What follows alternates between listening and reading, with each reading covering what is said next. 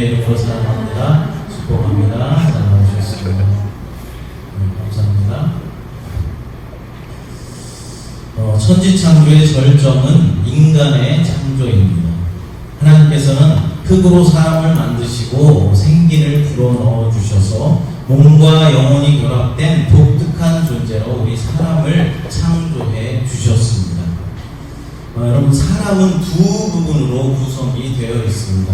무엇입니까? 영혼과 육신이죠. 그런데 과거에 우리가 배워오기는 우리의 인간은 세 부분으로 구성되어 있다라고 인간의 삼분설에 대해서 배워오셨을 것입니다. 그것은 몸과 혼과 영, 이렇게 세 부분으로 우리 인간이 구성되어 있다라고 배웠을 것입니다. 저도 제가 섬기던 본교회 목사님으로부터 인간의 삼분설에 대해서 배웠던 그런 기억이 납니다. 인간의 삼분설의 근거는 데살로니가전서 5장 23절의 말씀을 근거로 하고 있습니다. 한번 읽어보겠습니다. 평강의 하나님이 친히 너희를 온전히 거룩하게 하시고 또 너희의 온 영과 혼과 몸이 우리 주 예수 그리스도께서 강림하실 때에 그 먹게 보존되기를 원하노라. 아멘. 이 본문의 말씀을 근거로 해서 많은 사람들이 인간의 삼분설을 주장하였습니다. 그러니까 인간은 영과 혼과 육으로 이렇게 구성되어 있다라는 것이죠.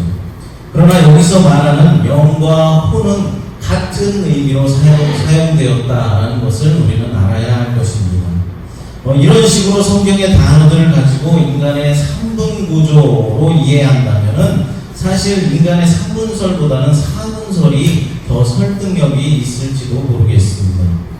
무슨 말입니까? 이 삼분설의 근거로 주장되는 데살로니가 5장 23절 말씀에 영과 혼과 육이라는 표현이 신구약 성경 전체를 통틀어서 단 한 번만 나오고 있는데 비해서 고린도전서 15장 50절, 그리고 에베소서 6장 12절, 히브리서 2장 14절에 세 번씩이나 걸쳐서 혈과 육이라는 단어가 나오고 있기 때문에 그렇습니다. 그렇다면 영과 혼, 혈과 육의 사분설은 왜 이야기되지 않는 것일까요? 그 이유는 아주 간단합니다. 혈과 육은 인간의 육신을 지칭하는 서로 다른 표현들로 간주되고 있기 때문에 그렇습니다. 그러니까 혈과 육은 모두 우리 인간을 지칭하는, 인간의 몸을 지칭하는 그런 표현으로 간주되고 있다는 것입니다. 그런데 영과 혼은 어찌된 일인지 영혼을 지칭하는 같은 표현으로 말하지 않고 서로 다른 것으로 인지되고 있다는 것입니다. 그러나 여러분, 혈과 육이 인간의 육신을 지칭하는 것으로 서로 다르게 표현하는 것처럼 영과 혼도 인간의 비물질계, 그러니까 인간의 영혼을 뜻하는 것으로 서로 다르게 표현되고 있다라는 사실을 여러분들은 믿으시기 바랍니다. 성경은 구약이나 신약 어디를 찾아보아도 인간을 물질계와 비물질계, 그러니까 육체와 영혼의 이원론적이고 이분법적인 시각으로 다루고 있음을 확인해 볼 수 있습니다. 예를 한번 들어보겠습니다. 전도서 12장 7절 말씀을 읽어보겠습니다. 흙은 여전히 땅으로 돌아가고 영은 그것을 주신 하나님께로 돌아가기 전에 기억하라. 아멘. 여기서 우리말 성경에 영이라는 단어가 나오는데 이 영이라는 단어를 영어로는 스피릿이라고 말합니다. 즉 육체는 흙이 되어서 땅으로 돌아가고 인간의 영은 그 영을 주신 하나님께로 돌아간다라는 뜻입니다. 누가복음 23장 46절 말씀을 읽어보겠습니다. 예수께서 큰 소리로 불러 이르시되 아버지, 내 영혼을 아버지 손에 부탁하나이다 하고 이 말씀을 하신 후에 숨지시니라. 아멘. 여기서 영혼이라는 말이 나오는데 이 영혼이라는 말도 영어로는 스피릿입니다. 그렇기 때문에 성경은 구약이나 신약이나 모두 물질계와 비물질계의 두 구성 요소가 유기적으로 하나가 되어서 한 개체로서의 인간 존재를 형성하고 있다라는 사실을 우리들에게 보여주고 있는 말씀입니다. 그러므로 우리 인간은 영과 혼과 육 이렇게 세 부분으로 구성되어 있는 것이 아니라 영혼과 육신의 두 부분으로 구성되어 있고 나누어져 있다는 사실을 우리는 분명히 알아야 할 것입니다. 제가 왜 이렇게까지 길게 인간의 이분설에 대해서 강조하겠습니까? 인간의 삼분설은 이단들이 주로 사용하는 주장이기 때문에 그렇습니다. 특히 지방교회라는 이단이 있는데 이 지방교회에서는 삼분설을 말하면서 신인합의를 주장하고 있습니다. 여러분, 신인합의이 무엇이겠습니까? 우리 인간과 하나님이 하나가 될 수 있다라는 것입니다. 우리가 거듭나는 것이 사람의 영과 하나님의 영이 하나 되는 순간이다 라고 주장하고 있습니다. 하나님이 삼위일체의 하나님이신 것처럼 우리 인간도 영과 혼과 육의 삼위일체로 하나님의 형상을 닮아 창조되었다 라고 말하고 있습니다. 얼핏 아무 생각 없이 들으면은 옳은 말 같고 맞는 말처럼 들릴 것입니다.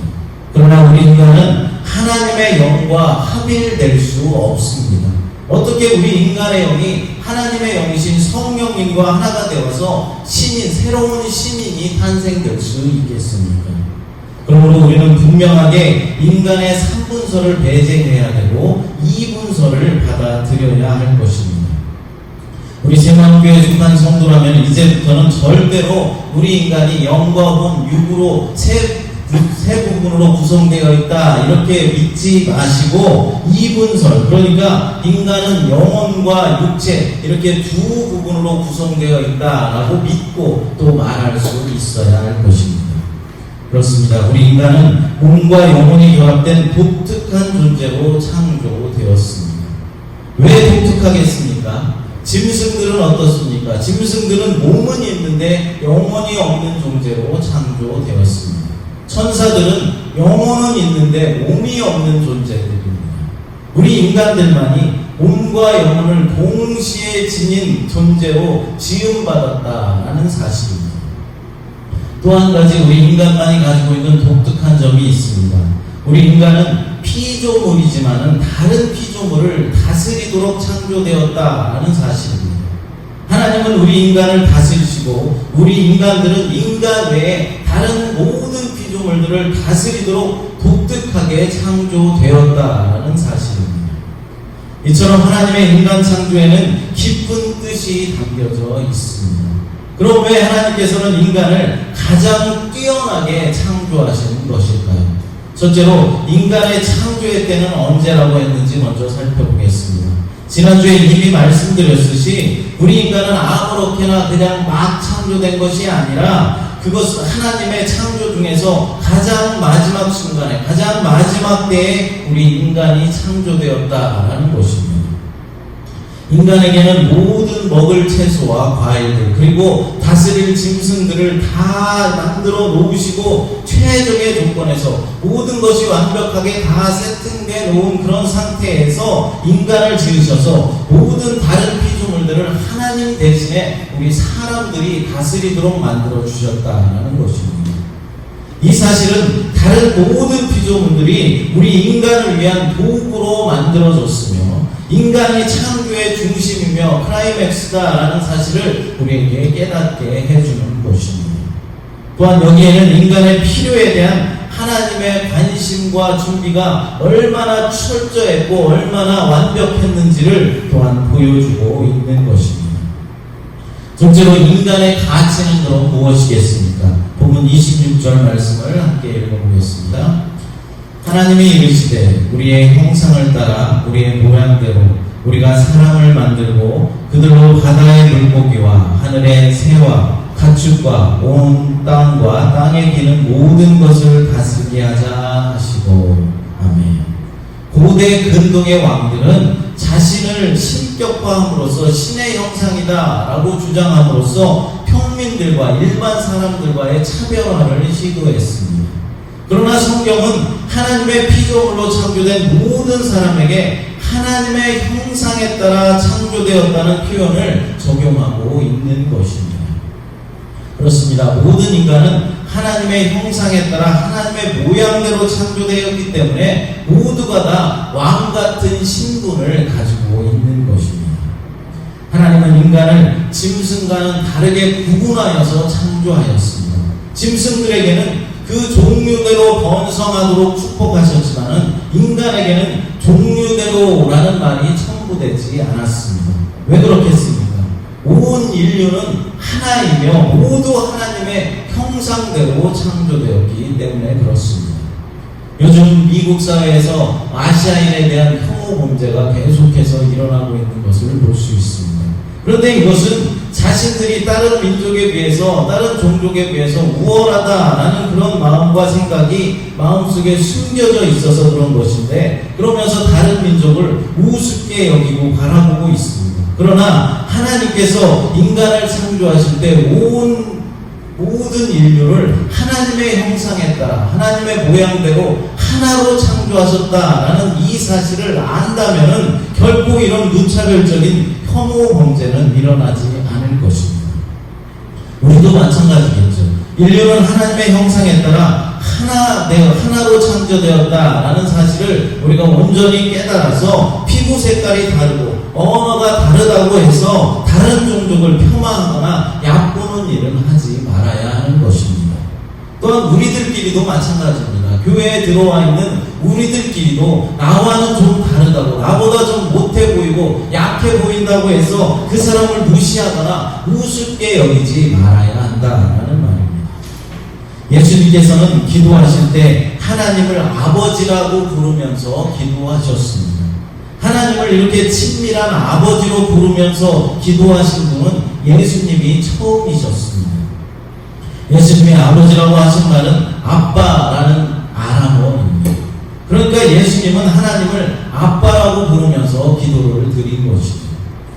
예수님은 제자들에게도 하나님을 하늘에 계신 우리 아버지라고 부르며 기도하게 했습니다. 그러니까 아빠라고 부르게 한 것입니다. 그렇습니다. 예수님이 이 땅에 오신 목적은 우리를 하나님의 자녀들로 만들어주기 위해서입니다. 우리를 하나님의 양자로 입양시키기 위해서다라는 것이죠. 무엇을 통해서 우리를 자녀로 삼아주셨습니까? 예수 그리스도의 십자가의 죽음을 통해서 우리의 죄를 다 용서해 주시고 하나님의 자녀들로 삼아주시는 것입니다. 그런데 우리가 하나님의 자녀가 되었다고 해서 착각하지 말아야 하는 것이 있습니다. 예수님도 하나님의 아들이고 우리도 하나님의 아들이 되었으니까 예수님과 내가 동등하다, 동급이다 그렇게 생각하면 안 된다라는 말입니다. 예수님이 하나님의 아들이신 것과 우리가 하나님의 자녀가 된 것은 엄청난 차이가 있습니다. 예수님은 신성을 가지신 하나님 자체이시지만은 우리는 하나님이 창조한 피조물에 불과하기 때문입니다. 이것을 신학적인 용어로 말하자면은 예수님은 초월성과 내재성을 동시에 가지고 계시다라는 것입니다. 다른 말로 하면은 예수님은 공유적인 성품과 비공유적인 성품을 동시에 가지고 계신 분이다라는 뜻입니다. 그러니까 이것을 쉽게 말하면은 예수님은 하나님만이 가지고 계시는 할 수 있는 그런 초월적인 능력을 가지신 그런 존재이시지만은 동시에 우리 인간들을 이해하시고 우리 인간을 긍휼히 여기시고 불쌍히 여기시는 그런 마음과 성품도 가지고 계시다라는 것이죠. 우리 인간이 상상할 수 없는 지혜와 계획들을 가지고 계신과 동시에 우리 인간과 동일한 일반적인 그런 평범한 성품도 가지고 계시다라는 것입니다. 그러므로 예수님과 우리 인간이 똑같이 하나님의 아들이다라는 그런 건방진 착각은 우리가 하지 말아야 하는 것입니다. 하지만 우리 인간들이 예수님과 이렇게 동등되다라고 착각할 만큼 그만큼 우리 인간을 창조하실 때 고귀하게 귀하게 창조되었다라는 사실 또한 우리는 잊지 말아야 할 것입니다. 예수님이 이 땅에 오신 목적은 우리를 하나님의 양자로 입양시키기 위해서입니다. 이렇게 우리 믿는 자들을 하나님의 양자로 입양시키려는 이 계획은 하나님께서 창조 때부터, 아니 창세 이전부터 가지고 계셨던 계획이었습니다. 그러니까 오늘 본문의 말씀처럼 우리 인간을 창조하실 때 하나님의 형상에 따라 하나님의 모양대로 창조하신 것입니다. 그렇습니다. 인간이 다른 피조물들과 분명하게 다른 것은 우리 인간들은 신적인 합의에 의해서 하나님의 형상대로 창조되었다라는 사실입니다. 이것은 우리 인간이 얼마나 고귀하고 귀한 존재인지를 우리에게 보여주고 있는 것입니다. 하나님의 형상이라 함은 하나님의 영적, 도덕적인 본성을 의미해주고 있습니다. 그래서 인간만이 하나님과 영적인 교제를 나눌 수 있는 것이죠. 하나님을 아빠, 아버지라고 부르면서 마음껏 언제든지 어디서든지 기도할 수 있다는 것입니다. 우리 자녀들이 말도 제대로 하지 못하고 이제 막 말을 배우기 시작할 때 제 얼굴을 쳐다보면서 아빠, 아빠 이렇게 부르던 그런 기억이 생생합니다. 특히 무언가 사고를 쳐놓고서는 혼을 내려고 하면은, 야단을 치려고 하면은 여지없이 제 얼굴을 쳐다보고 아빠라고 부르면서 말똥말똥 제 눈을 바라보는 것입니다. 애교를 부리는 것이죠. 그럼 제가 어떻게 했습니까? 혼을 내려 하다가도 아빠라고 부르는 그 소리에 그냥 사르르 녹아져 내리는 것입니다. 사고를 쳐도 나를 아빠라고 불러주는 아이가 있기에 그냥 좋고 마냥 좋고 그 아이가 사랑스러운 것입니다. 마찬가지입니다. 하나님을 아빠, 아버지라고 부르면서 애교 섞인 기도를 우리 성도들은 얼마든지 할 수 있다라는 사실입니다. 그럼 하나님께서 내가 잘못한 것이 하나도 없어서 나를 용서해 주시고 나를 축복해 주시고 도와주시는 것입니까? 아닙니다. 그 아빠라는 말을 들으시고 그냥 너무나 사랑스러워서 나를 용서해 주시고 축복해 주시고 또 여러모로 도와주시는 것입니다. 저는 우리 새마음교회 성도들이 신앙생활을 할 때 정말로 한 가지 바라는 점이 있습니다.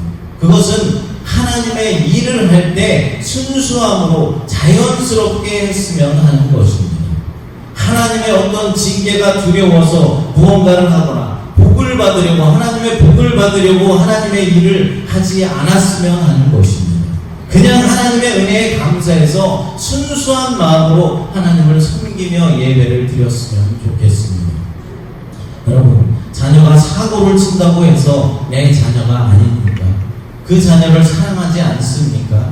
물론 공부를 잘해서 학교에 가서 매일 상을 받아오면 더 자랑스럽겠죠. 운동회 같은 곳에 나가서 달리기를 해서 1등을 해서 상을 받아오면 더 좋을 것입니다. 그러나 공부를 못한다고 내 자녀인데 사랑하지 않습니까? 달리기를 해서 꼴찌를 한다고 해서 내 자녀가 아니라고 사랑하지 않습니까? 아닙니다. 그냥 내 자녀니까 공부를 좀 못해도 달리기에서 꼴찌를 해도 그냥 사랑스러운 것입니다. 자녀가 부모를 사랑하고 공경하는 것도 이와 마찬가지인 것입니다. 내 부모니까 마땅히 해야 할 도리를 다하는 것입니다. 우리 엄마니까, 우리 아빠니까 그냥 좋고 든든해서 우리 엄마 아빠를 의지하게 되는 것입니다. 성도가 하나님을 섬기는 것도 바로 이래야 하는 것입니다. 어떤 성도들을 보면 너무 율법주의적으로 신앙생활을 하는 것을 볼 수 있는데 참으로 안타까운 생각이 들 때가 가끔 있습니다. 마치 무언가에 옥죄어서 얽매여서 억지로 하나님을 어렵게 믿고 있다라는 것입니다. 새벽 시간에도 몇 시간씩 기도를 해야 하고 성경을 하루에도 몇백 장씩 읽어야 직성이 풀립니다. 하루 종일 설교 방송만 틀어놓고 찬양만 계속해서 듣습니다. 그리고 일반 TV 방송은 아예 쳐다보지도 않습니다.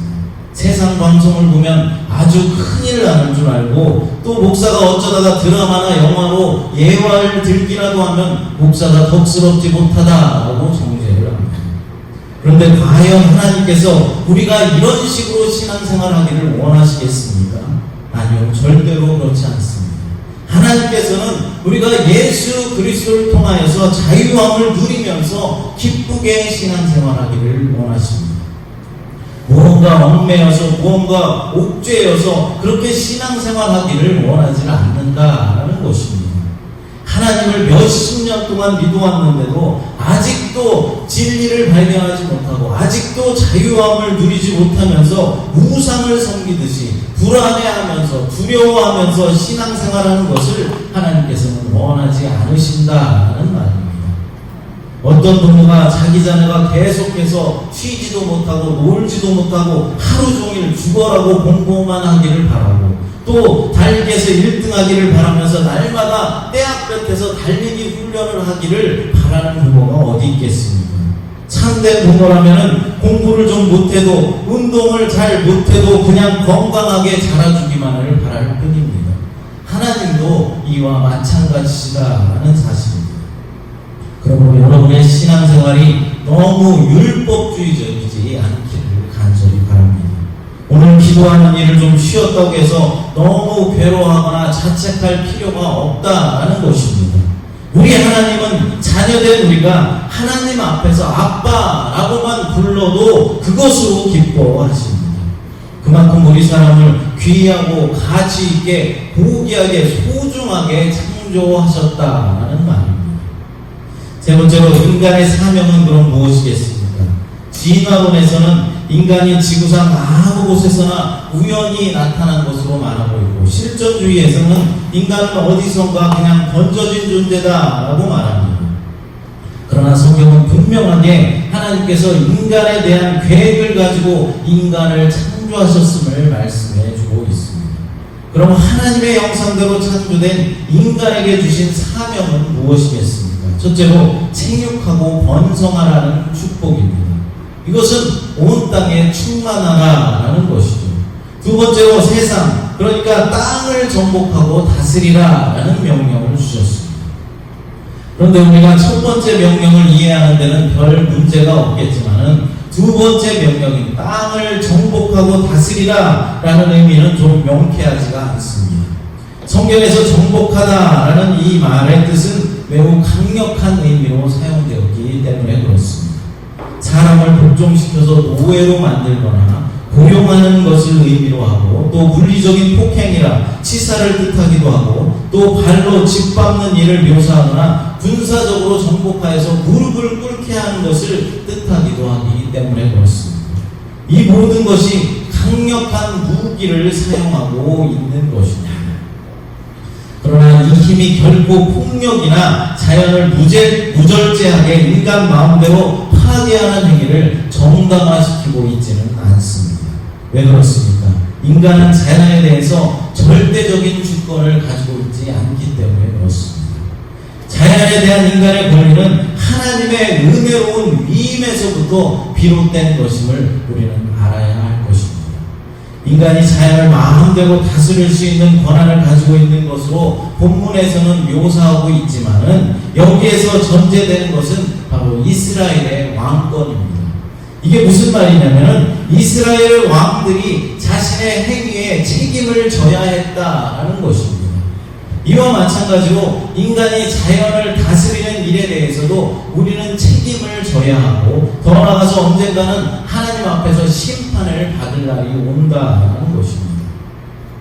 우리 인간들이 자연을 잘 다스리지 못하고 잘 관리하지 못해서 지금 전 세계 곳곳에서 자연이 몸살을 앓고 있습니다. 오늘날 환경오염으로 인하여서 지구온난화가 가속되고 있고 또 기후변화가 심각하게 일어나고 있습니다. 그러므로 우리는 자연을 보호하고 잘 다스리도록 노력을 해야 합니다. 우리가 할 수 있는 일이 그럼 무엇이겠습니까? 작은 일이라도 자연을 보호하기 위해서 우리는 최선을 다해야 하는데 우선은 탄소 배출량을 줄이기 위해서 우리 한 사람 한 사람이 노력을 해야 하는 것입니다. 무엇으로 줄일 수 있겠습니까? 플라스틱을 하나라도 덜 쓰기 위해 노력하고 불 하나라도 끄는 그런 노력이 탄소 배출량을 줄일 수 있는 것입니다. 탈무드에서는 하나님께서 사람을 6째 날 만드신 이유에 대해서 이렇게 설명하고 있습니다.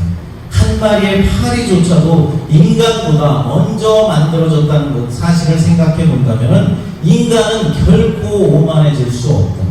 이것은 인간이야말로 자연에 대해서 정말로 겸손한 마음을 가져야 한다는 것을 가르쳐 주는 것이다. 사랑하는 여러분, 하나님 하나님께서는 인간을 최고의 존재로 만들어서 다른 모든 피조물들을 다스리도록 하는 그런 문화적인 사명을 주셨습니다. 그러므로 성도는 그리스도의 피로 구속함을 받은 보배로운 존재라는 사실을 인식하여서 우리에게 주어진 사명을 잘 감당해내도록 날마다 노력해 나가야 할 것입니다. 이 시간 찬양 부르시고 함께 기도하겠습니다. 하나님 어린 양 독생자 예수 찬양합니다. 하나님 감사합니다. 우리 인간을 독특하고 특별한 존재로 창조해 주셨음을 감사드립니다. 우리가 날마다 그 하나님의 창조의 은혜를 생각하며 또한 하나님을 아빠, 아버지라고 부르면서 기도할 수 있는 은혜를 주심에 감사하면서 하나님께서 나를 향하신 계획하심과 뜻을 잘 분별하여서 이 사명을 이루어 나갈 때 주님의 영광을 드러내는 삶을 살아갈 수 있도록 하나님 도와주시고 인도하여 주시옵소서. 우리의 신앙생활이 날마다 기쁨이 넘치게 하시고 감사가 넘치는 주님만 의지하고 주님만 신뢰하는 그런 은혜로운 신앙생활 될 수 있도록 하나님 인도하여 주시고 축복하여 주시옵소서. 거룩하신 예수님의 이름으로 기도드리옵나이다.